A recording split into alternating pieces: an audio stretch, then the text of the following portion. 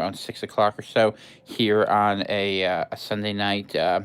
Thank you, everyone who's tuning in tonight. We're gonna do a schizo stream. You know what that means? That means we're gonna have some crazy ideas, total stream of consciousness. We'll see what gets involved. Not planning on going super long in this. I really haven't had much to offer today, but I did have some big thoughts I wanted to share with you. Definitely going into the metaphysical, abstract, sort of logic theory things of the today. Some of you will find it interesting. Some of you will find it crazy. And if you enjoy the program, just ask as always, support the podcast, Venmo, CVC, PRV. Super chats are enabled. PO Box 35, Greenville Junction, Maine 04442. Hey, it helps. It all adds up. So, what I wanted to start today by talking about is sort of a logic problem that I've been obsessed with for the last few minutes. And it's been sticking in my mind, which is how things actually change. Because we always talk about this paradox, on this channel, where how do you get anywhere if in order to get somewhere mathematically, you have to get half the distance between A and B, right? Which you have to get to the midpoint. In fact, it's the only point you can ever get to on a continuum of infinity between two infinities and between actually, I'll put this out here as Tom's theory of existence. The only way you can ever define where you are is at a point equidistant between two other definite points, or alternatively as a point floating at the midpoint of two infinite points, which is to say a discrete thing. If you want an example of that, think of the number line. Think of 0. 0 is the only number that doesn't have an inverse of itself. That is something different. It is the number around which all other things are referential. So if I was to ask you what the largest number is, you would say, I have no damn clue. And if I was to ask you what the smallest number is, you have no idea. Now you could say what the smallest physical value is, but as we know, the nominal value of negative numbers is infinite, which is to say that if you want to think of it as a wave, the amplitude of any given wave is potentially infinite, which means that possibility, theoretically, which would be divergence from the normal, is infinite. But what can we define it from? The only way we can define an infinity against an infinity is to find the midpoint, and the midpoint's 0, so 0 is the only number that really counts. Kind of a foolish comment, but those of you who understand looking at the world in a big way can understand that. So if you think of it that way, and you think of how we look at numbers, then I said there were two ways we could define numbers. One way is we could define it between two different infinities, which is fine that we could say that we are somewhere between these two and that we define ourselves as having value because we know we are a discrete point. Now, that is this. If we wanted to have a different way of defining ourselves, we would have to look at that. It's going to sound like a Seinfeld clip by the end of it. But let's say this has a value of 2. And anything else we define as that is defined referentially as 2. Otherwise, it's 0, in which case it's both the absence of value and the completion of value. But let's just make it easy. Let's say the opposite of 2 is -2. Or if you prefer, we could do 2 times 2 is 4. It doesn't really matter what it is. But we're going to pick a number that gives us a discrete value. So now, instead of this, we have that. And that is always some derivation of not this. And we say specifically in what way this is not this, because if it isn't this, then we just have no way of defining it until we add that third axis, which is the other, which is to say neither this nor that. Okay, and everyone understands the basic logic of that. If you study computer languages, programming, what is it? And, but, or, neither, nor, either. I think those are the ones, if I remember right, the commands. But I'm explaining this because this is kind of how quantum computing works at the core of it and how you can jump dimensions. We're going to get into some next level stuff. We'll go on Stargate through math. So what I'm saying is that if we understand that where you are at any given point is this, and that where you want to get is that, how do we get from this to that when we have to go halfway the distance? And the answer is always the other, and this is the thing. The shortest distance between any 2 points is an indirect line. In fact, it's the only way you can get there, and this is where metaphysics contradicts physics, and bear with me.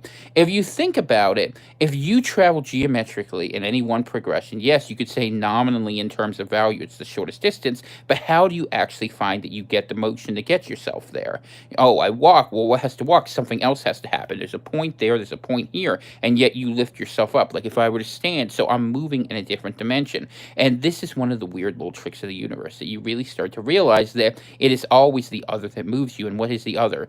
It's that while you are doing something totally unrelated to the activity at hand, that's when you'll find the things that are impossible become possible. And why do I say that? Because that's what happens when you're working on the other. That ceases to be unobtainable, because instead of going, like, let's say you're going flat along a plane where -2, 1, 0, 1, 2. Now you can go on a parabola or you can go on a hyperbola. But we'll just use the parabola. Go here. Like we'll go, what's it be? 2 squared, right? Or it'd be rad 2 squared technically. But you go over it and over the top and you jump. And for you go from one point to another point, it is a straight line in theory. But in practice, what you're actually doing is you're jumping points. And that's how you jump space time, logically speaking. So if you want to understand how to do this, okay? So people say, oh, I'm just explaining a warp drive, how it would work on a machine. But what's that have to do with me? The same thing applies for how you live your life if you want to see things happen. And this is a demonstration. Actually, I thank the Lord for giving me a little inspiration and revelation in this of understanding what faith really does. Faith is the understanding that when you focus on something and say you focus on the highest of all things, that you will find a good outcome. Or if you are so far removed from it, you focus back at the center because ultimately that is the biggest motive force that actually moves you in the most dimensions if you think about it, because you're trying to reach that ultimate oneness. And if you want to understand theologically how this plays out, think of it this way. If you think of the universe kind of like you're chasing a black hole, like Stargate thing. And what you're looking for is you have one of two choices as you do this. You can constantly work your way toward that, and you do so by making different leaps. So you're giving yourself amplitude and bouncing around this. Or you can say, I'm going off on my own, and I don't care about that. I know that I have this, and you pick one point. But to stay still at one point and not move and not have any meaning is unto death. So what is your choice if you're going to live? Your choice to live is to seek out that which is truest and that which is best, and that's what you're looking for. You're constantly looking to go back to that midpoint, and no matter how far you dive away from that in that cone, as long as you know you're bringing it back to that center point, which is the other. And what is the best other? The other is that which is greatest that you could ever imagine, which is where God comes from, actually, if you want to think of it, how we connect to it in a mathematical sense, in a psychological mathematical sense of it. Of course, God, and people say, oh, well, God's just a vague force. Say, look, in the same sense that we have personality, why wouldn't God have personality? The idea that we dehumanize God is kind of this. God can be perfectly human and he can be perfectly God. That's what Jesus demonstrates. And that's actually one of the things I believe fits into the truth of the story and why it fits well into the old Schizo stream. But I wanted to explain to you this big mathematical concept for you. And the theology is maybe not as important. It's important to me, but whatever. But I want you to understand, if you want to accomplish great things, they will always happen when you're doing something else. It's always the way of it. And this is one of the challenges you have to realize as you try to figure things out. The path that will take you there is never a direct line, and it makes sense. And think of the world and how the world defines itself as opposition. Everything is at right angles, right? They're trying to block you here. Like if you're trying to accomplish something, there's a block here and here and here. So how do you get over it? The same way you get over hurdles. You hop and you hop and you hop. And it's always when people say, things that are indirect. I'll give you an example. It's a cynical example, but it would be the same person. You could say, what was it? Like, I'll give you an example. I'll give you a real life example. If you wanted to have automation everywhere, you said we were going to displace all these people's jobs for efficiency, people would say, oh, I never support that. But, oh, we want to keep you safe. Oh, I care about health. You've changed the value thing. So instead of worrying about efficiency, you have a counter value, which is health. And you say, well, I care about efficiency, but I care about health more. So you hop one step toward tyranny, another step. And this is how the dialectic actually works. People talk about the dialectic. They say, thesis, antithesis, and synthesis, right? But what they don't show you is where you get the velocity to fight the synthesis. And so there's two different forces in this. You could have the strength of support behind something, which is the quantification of it, or you could have the quality, the essential quality of the difference you're offering.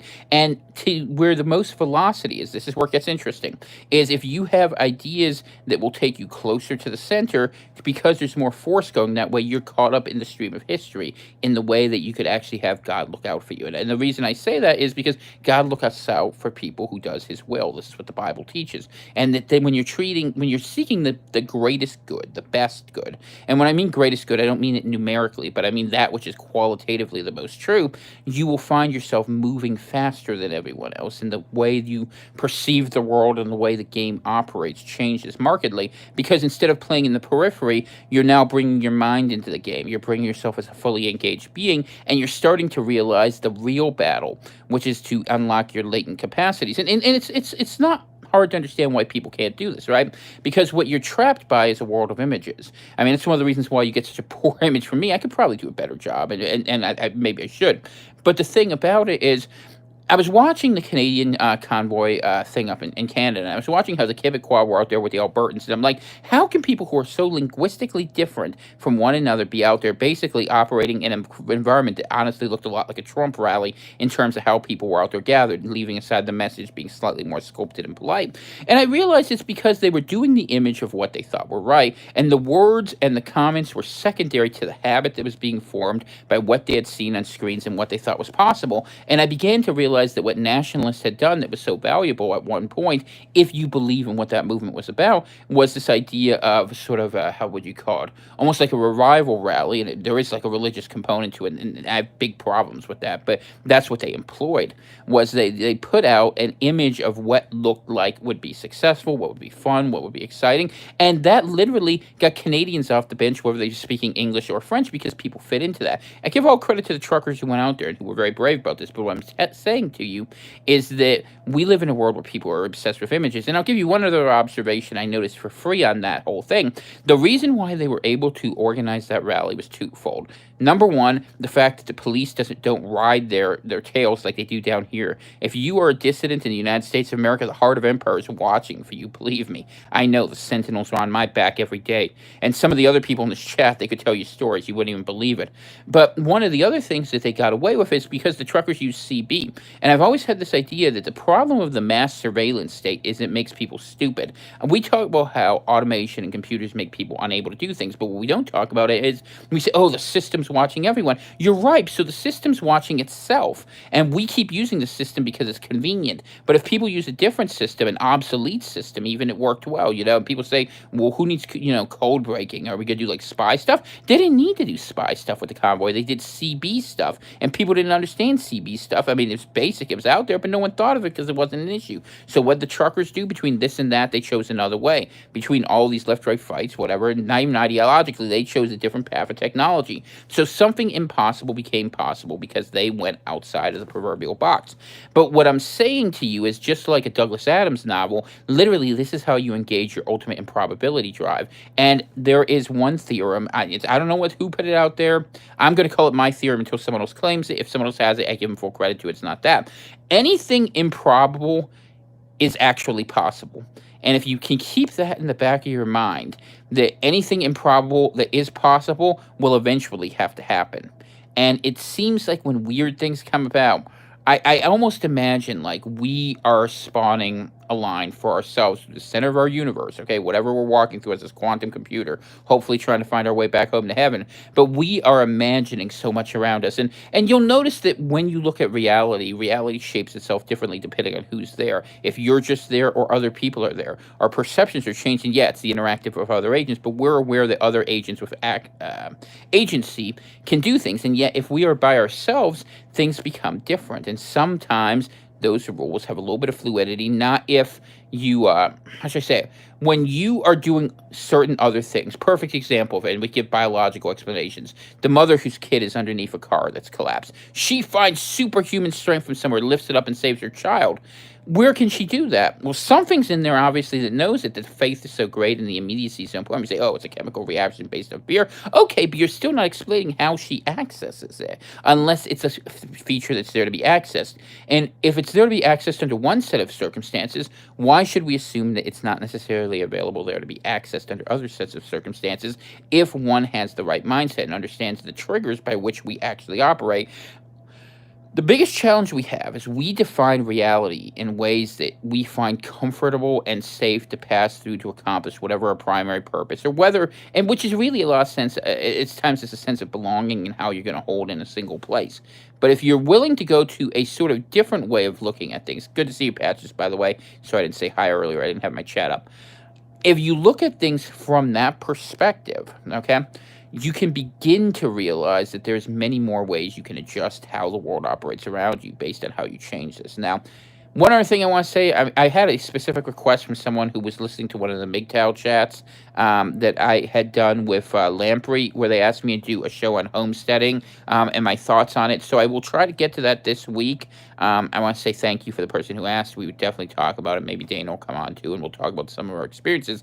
Now, keep in mind, to be very clear, to be honest with you, we homestead very lightly. And what do I mean by that? Mostly we live a normal-ish life, but we have the pieces and we have little bits. We keep gardening stuff around, although it's off season. We're under 12 feet of snow right now, and even keeping our tropical plants alive is a nightmare. We have the chickens. We have redundancies for certain things that we've prepared for. So what you will get from me is an understanding of how those balances work. And a lot of our homesteading situation, really, if we were honest about it, happened in such a way where it wasn't something we intended, but it was rather more like a series of circumstances happened we had to respond to. We had to do things very differently than we thought, and we basically learned to homestead our little fixer-upper, which is the truth of how our life actually works. So I'll try to talk a little bit about that. I'll share observations, and in a lot of ways, perhaps it's even more useful to you, because I think a lot of people who watch this channel, I mean, the people who are homesteaders or who want to be already are. For the people who don't want to be, this is more like when things don't work the way you want them to because something went wrong, here's how you can work around. Here's how you can duct tape your life. And learning how to make those sort of logical leaps is something, people don't understand. And the biggest thing I guess I can offer is the psychological exhaustion that comes from having to do it. I mean, I'm still not recovered from this summer.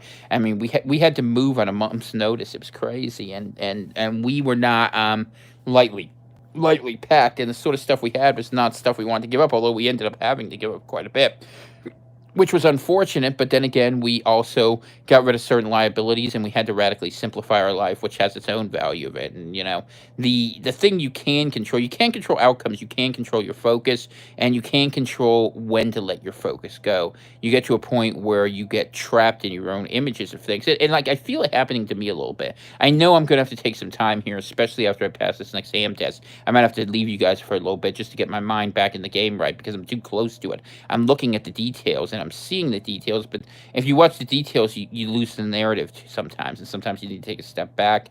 And I know I'm in trouble because I can't easily read a book. Like, I'll give you an example. I got a book here. Simple book. A Concise History of France by Roger Price, second edition, Cambridge History. And I just did that because I wanted to brush up on something on my background in European history, right? Yeah, things Tom does for fun. But I can't find myself able to read a long-form book right now because I'm too caught up in the images. And if you want to think of it, how it's so blinding, all of you have probably heard the phrase, what is it? A picture is worth 1,000 words, right? So imagine you're watching a video. Right now, you're watching a video, and at the same time, you're listening to me put words out as one stream of things. Now, let's say I talk faster than your average person. We all know this. And that represents one stream of this. But you're watching pictures in real time. So you're getting bombarded with a million different inflections from my face and whatever distracts you, like that stupid tarp we have over there to protect the one window from the goop. All these little things, drawing a million little judgments, going forward with all my ticks. If you're watching, and I would challenge you, if you want to see the difference, don't if it was me and you want to listen to my advice, listen to Schizo streams and then watch the programs. I actually think that's a really good idea if you were going to watch, because I think knowing how to tell people to view what you're doing actually provides greater detail. But if you want to actually engage your intellectual mind and get the most from most of my programs, you would be better off just listening and not watching, or doing something where your mind can get into sort of a hypnotic trance. Because like if you're watching an environment with a rhythmic sort of change, right, and you want to be able to, how should I say it, when you're driving down a road, have any of you had this experience, right, that you're driving down a road and you find that you've gone 20 miles on a highway or 30 miles on a highway and you don't even realize it, and no, I'm not saying demons abducted you and there's time loss. It's more like you go in your head to a place where you're solving a problem, and it's because you're so busy there, time passes differently, right? That's the same thing I'm talking about where you're making that quantum leap in your head to the other. Hey, good to see you, Jay. Glad to see you here, although I'm sorry that you're blocked right now. That sucks, man. You'll have to find another way. By the way, if you don't have my email, and this is for everybody, because I know he and I talk, but different ways. Newalbion at protonmail.com, and I usually do answer it. It may take me a couple days. I actually write thoughtful responses if the question warrants it. Usually, I'm not good at watching videos. I'll be honest with you, just because I spend a lot of time in my headspace, and I'm not the best at doing some of these other things. But that's fine. So we were talking about driving and hypnotic stares, right? So, and people call, oh, it's white line fever. What it is, it's your perceptivity takes you to a different place, and the velocity you have that leads you along things is never a direct line, but it's when you're going from somewhere else. And if you want proof of that, I'll tell you. If you want to have a simple experiment, pick a 10-mile stretch of highway or 5 mile, whatever it is. Interstates work well for this, but whatever you got will work. And spend one of it watching the mile markers count off and subjectively tell me how much time that takes. And then spend the rest of it doing something else, something in your mind, solving a puzzle, a mystery. Or even if you want to count, if you want to have a third way to test counting in your head. I guarantee you nothing will be slower than watching for the mile markers because you're waiting for something to come to you. You're obsessing over it. You're lost in it. And sometimes you got to learn to jump. And look, it's hard to jump. It's really hard for us, right? INTJs proliferate throughout this chat. We're used to looking at the evidence. We're used to looking at the facts. And yet, if we can apply that sort of knowledge and begin saying, hey, what these other people kind of stumble onto, and we wonder, how do they enjoy their lives? How are they successful? They're going from point to point, and they do get more, and they are moving more, but they don't know it. But we who have our heads in the game, and you don't have to be an INTJ to do this, but if you have your head in the game and you begin to employ some of those opportunities where you say, okay, I'm going to go to this and that, and you stop being afraid and you chase after the other, even if you don't reach the other, the important thing isn't that you reach it. It's like, what if I do in New Albion? I mean, obviously, we haven't built a separate New England yet, but you guys are here listening to me.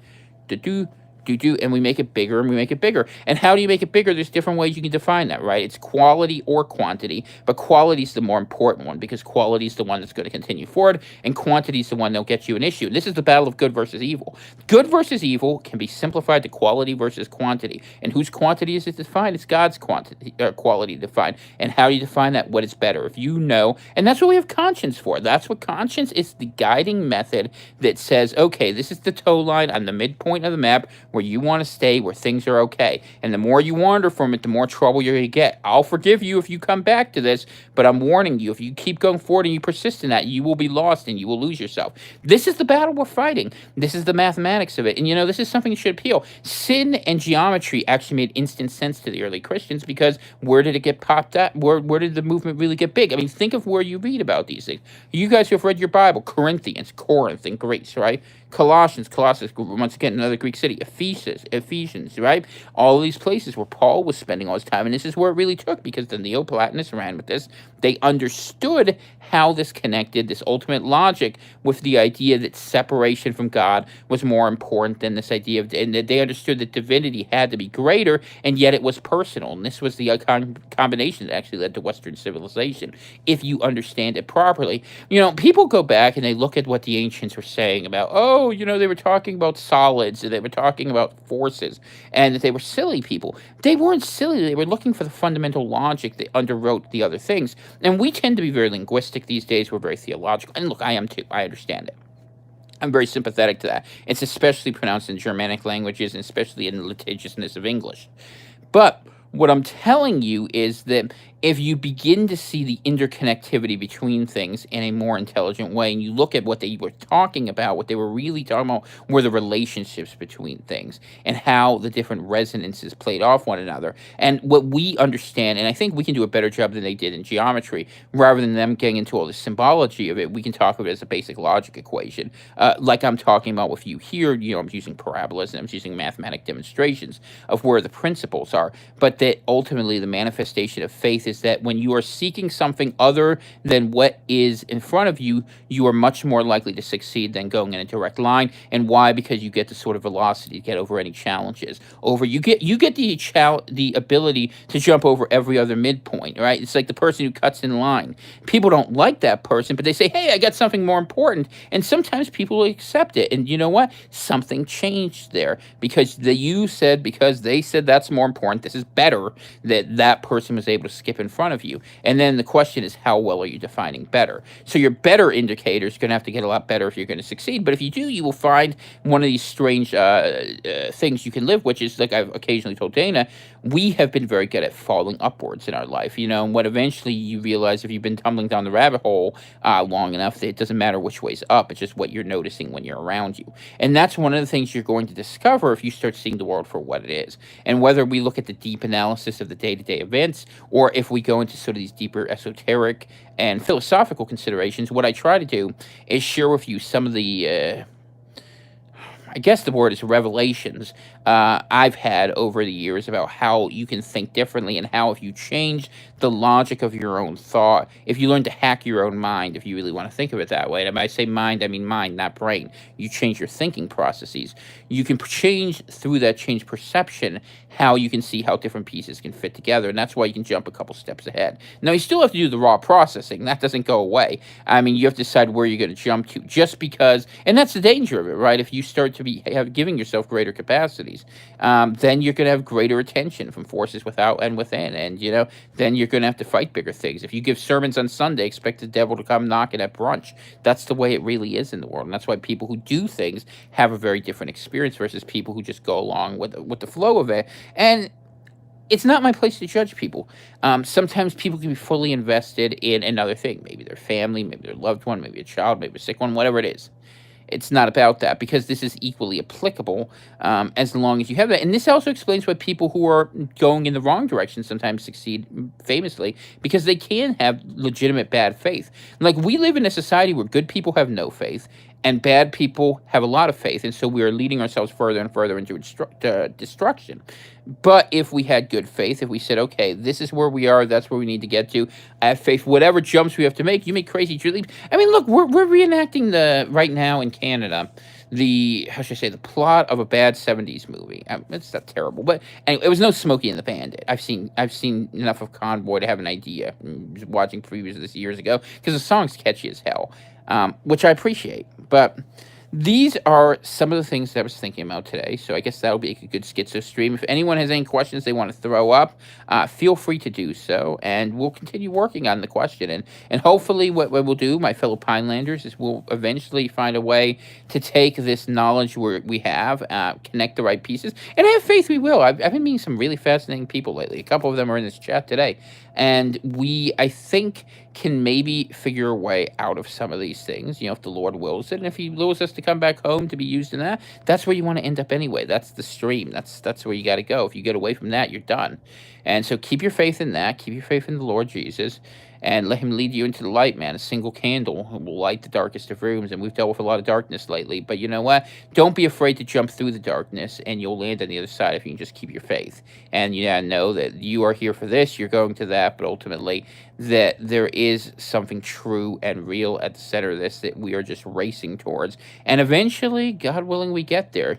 That's what it is, to race to serve the throne. And there's nothing like it, because you start to realize that good can get greater and greater and greater, and that's where the joy is in it. Maybe this is the sermon I should have gave this morning, because I've been struggling to find it. I don't know my words. I mean, it's really hard to do what I do because I wear a lot of hats, but you're looking for that which is best, and if you find that which is best and you can leave the world behind, well, that's where joy is.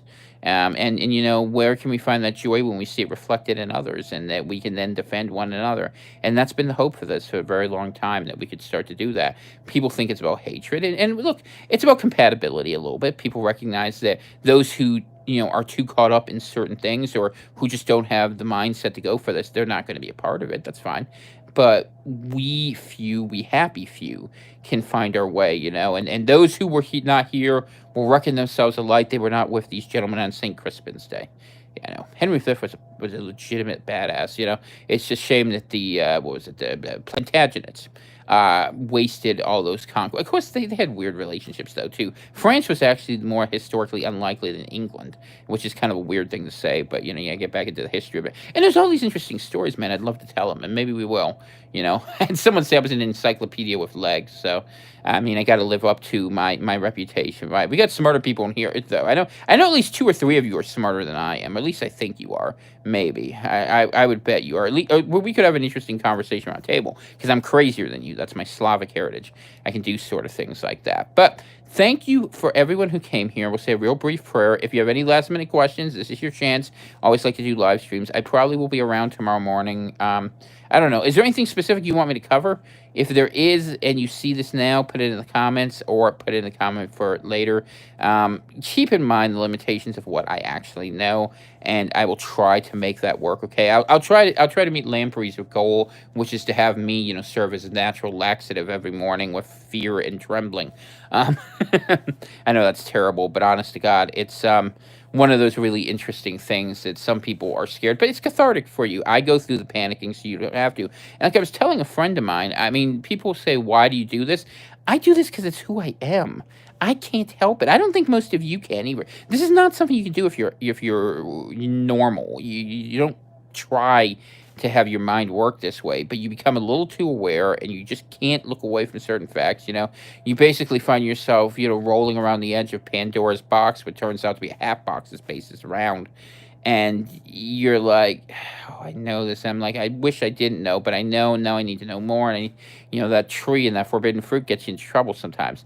But I don't know. Let's see. All right, J1 has a question. Let's see what it is. Do I know anything about Starfish Prime, a US DoD space nuclear test? I think in 1962. The EMP and physics of it is interesting. I do not. That's interesting because I usually know about stuff like that. A lot of the things I've heard are really weird. They're probably not stuff that fits your experience very well, though. I've heard a lot of weird things about Operation Fishbowl, about these different events that were done. A lot of it goes back to Antarctica. Apparently, they tried to shoot nukes up, and then they found they eventually hit a point beyond which nothing could travel. And you kind of wonder that because, you would have thought if they went to the moon in the 60s, why did they stop going further? And people say, oh, well, maybe there was something out there. But if the problem was technological, I would think they would have overcame that. I think the story is very different than what we're told. Now, I'm not offering any specific thing. I don't know. And this isn't my area of expertise. I'm not out here. I'm not a flat earther, but it actually, flat Earth doesn't make sense to me in terms of how I see the universe because I actually believe in a personocentric view of the universe almost, with the fact that God is even deeper at the center of you. He's the engine that makes you tick. That's what your soul is. That little bit of spark He gave you. He's the alternator. He lights you, or He's really the ignition, if you want to think of it that way, that lights you up. Otherwise, you're just a bunch of flesh. But you get a little electricity rolling through you. You're ready to go. All right. Germany is blocking U.S. and Brit military from delivering Ukraine and from the table for Russia and Ukraine. You know what? That's what I probably will do tomorrow since I did this Schizo stream. I've been doing a lot of thinking about how this whole thing in Europe should reorder itself. Europe doesn't make any sense the way it is. So we're going to talk about that a little bit, what should happen, and we're going to try to compare that to what will happen. And I'll put that together. We'll also put some coverage of the Canadian convoy. I think that'll be fun for you guys. And I don't know if there's anything domestic politics. I saw Trump was out there trying to grift his way. I mean, I hate to say it, but the jab has done him in. He will never have his most passionate supporters. He may very well win the Republican primary because there ain't nothing but turd sandwiches out there unless DeSantis or someone jumps in. And I don't think any of it matters anyway. You know that. But people like to talk about the drama. So we'll talk about the horse race for a second. But he can't win because he's not going to have the passionate support he used to have. People will be begrudgingly voting for him, and that's an okay position to be in an incumbent, but it's not very good as an outsider unless they put someone truly abominable, as to say Hillary Clinton, up there. Other than that, they'll be able to rig the election, and enough people will be ambivalent enough to say, you know what, we're happy that went away, and that's the problem. So don't get behind Trump. Just my advice. Even if you like him, you can consider the logic, and I'm just telling you pragmatically what's going to happen. I really the danger of today is, yeah, well, there you go. It started lagging. The danger of today is in placing faith in the wrong people. So I would just say place your faith in the Lord Jesus Christ and place your faith in things which are true. Ask for confirmation. Talk to the Holy Spirit and try to connect. And if you're struggling to connect, I'm with you, brothers and sisters. I sit here and I used to do the last couple Sundays, I just haven't been able to put the sermon together, and I've sat there and I prayed and we read and asked the Lord to give me a word, and I was reading Colossians 1, and it was an optimistic thing. It was really one of those simple stories that I don't really say, but a lot of people do say, but maybe I needed to hear today, which is that grace is sufficient for even for you, basically. And that was a message maybe I needed to hear because sometimes I feel a million miles away from anything, but if you come back to that center, that's what prayer and repentance is. It is a way to reconnect, get a little energy, get a little boost, get some of that forward velocity going because you're reaching out for the very best that's in you. And that's why, a faith-driven life is the one that has hope, and it's the only one that can survive. I mean, you can understand, you can explore the galaxy forever, but all you're going to find is a whole bunch of space. Where the real life is, it's where life is.